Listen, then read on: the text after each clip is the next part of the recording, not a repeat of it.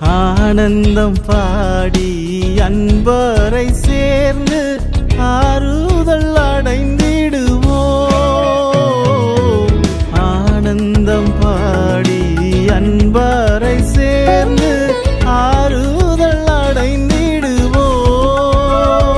அங்கே அலங்கார மகிமையின் கிரீடங்கள் சூடி அன்பரில் மகிழ்ந்திடுவோம்.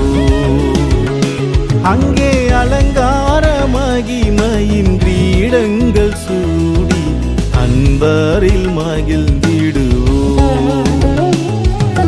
சிங்கார மாளிகையில் ஜெயகீதங்கள் பாடிடுவோம்.